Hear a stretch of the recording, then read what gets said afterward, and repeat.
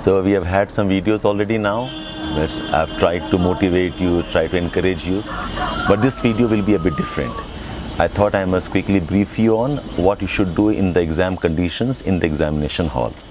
So I've divided the process of answering the paper into 4-5 phases, or the 4-5 stages. The first stage is that you have to fill up your name, fill up your roll number, and do that very carefully. Darkening of bubbles, invariably people make mistakes, and every year I have 4, 5, 6 of you coming to me and then telling me, sir, we have got our names wrong or our roll numbers wrong. That's a terrible thing to do after 1 year of study. So what I'll suggest is buy a couple of Xerox OMR sheets back in your room and sit down and fill up the way you would have filled up your name, fill up the roll number the way you would have filled up your roll number, and darken the bubble so that you kind of develop a motor memory as to how your hand moves. If you do that for, I think, 6, 7, 10 OMR sheets, you will not make a mistake back in the examination hall. So that's phase number 1. Now phase number 2, this is an important one. Do not start answering the question paper immediately.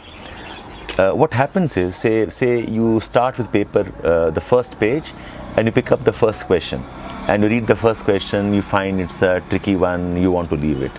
Then you go to second question, you find, okay, you're not very sure about it, and why take a risk at this stage, you leave it. Question number 3, again, probably you're unsure, you want to skip. And by the time you come to 5th or 6th question, you start getting restless. You feel there's an obligation now that something has to be marked. And invariably you end up making a mistake, or you take a blind guess that's totally out of context, and you get one question wrong. So do not do that. After filling up the details in your OMR sheet, sit down for 3, 4, 5 minutes and scan the entire question paper first. See if all the pages are intact. See if all the questions are there. 100 questions that you have for your GS and 80 questions for your CSAT. See that. It will not take you more than a couple of seconds. Because even if there's a chance of one error or one mistake in thousands of students, why should you be that student? So take a couple of seconds, see the entire question paper, flip through the pages. The next is, scan the question paper and identify which are the questions you want to attempt first. Which are the questions you want to start attempting first. So you open up the first page, maybe question number 7, question number 10, question number 15, the next page, question number maybe 18, then 25. Students ask me, how will we know which one to attempt first? Number 1, look for geography questions, because all of you are geography background students. Most of you are. Students of other optionals, you might look for history-based questions, you might look for economy-based questions, you may look for polity-based questions. So whatever area you have expertise in, or you have more knowledge in, you're more comfortable in, identify those type of questions and mark them on the question paper, put a dot. Okay, that's the one you want to answer first. Then look for questions which are match the following types. Generally, if you get 2 matches right, the other 2 are easily manageable. So that they are generally the most sure shot ones. You either know the answer or you do not know the answer. Look for questions which are map based. Look for questions which are one-word questions. Because one-word questions, you don't have to think much. You read the question, okay, you have one word and you start answering.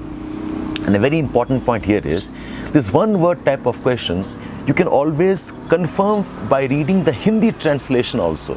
So what happens is, in Hindi, the questions are very well translated. So if you know a bit of Hindi, that is to your advantage. So these type of questions, try answering first. You will not make too many mistakes there. After identifying that, now start actually darkening the bubbles. So I would want in the first 30 or 40 minutes, you should be getting 35, 40, 45 such questions, okay, which are confident types, which will not make mistakes, which are absolutely sure shot ones, and they are a very important base to start the next phase.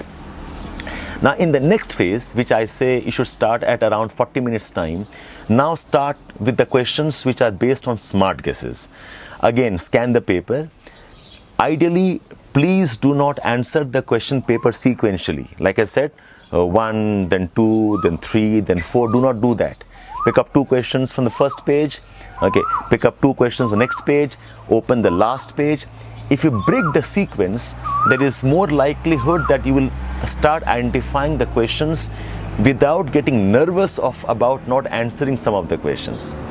But very importantly, whichever questions you already have darkened, which you already have marked, make sure you strike that question off in the question paper so that you don't come back and waste your time again on that. So this type of random, again, you should be doing this at least twice in the first 1 hour, and in the next 1 hour, try going through the whole question paper another 3 or 4 times. Leave the last 10 minutes for some bit of revision. Now the problem with revision is, in last 10 minutes you cannot revise everything. So while solving questions, there will be some questions that you have a gut feeling you want to come back and check again. Those type of questions, write on the margins, maybe check C for check or CH for check again. Because you cannot check more than 15 or 20 questions in the last 10 or 15 minutes. So while solving, make sure you have marked the questions that you want to come back and confirm. So more or less, this is your strategy for the exam hall.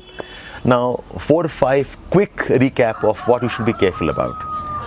Be careful about, number 1, filling your name and your roll number correctly. Be careful about striking off whichever question you already have marked in your OMR sheet.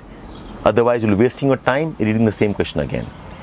Make sure you have read all the pages and you have seen all the questions. Have some method to tick off the question that you have read, so that in the last 10 minutes, if there are questions you have not read, you'll go back and read those. Make sure your attempts are not less than 85, 90. I would want 90, but please do not go for blind guesses for sake of hitting 90. Read the Hindi translations of some questions, because the translations invariably get you 2 or 3 questions confidently correct. And one mistake that you must avoid is keep marking and darkening the bubbles while you are reading the question paper. Some students, what they do is, they write the choices and the answers separately, and towards the end start darkening the bubbles at the same time for all the questions. That's a catastrophe. So if you have read question number 1, you know the answer is A, then darken A. Question number 5, answer is B, darken B.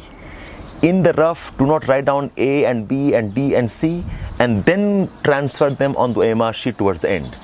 You will panic towards the end. You probably also start marking and darkening the bubbles wrong. So do all of this practice. Next 3, 4, 5 days, have about 6 or 7 question papers you want to practice and follow this method. So I'll be around, sharing a couple of more videos. I hope this helps you. Take care. All the best. Good luck. Bye.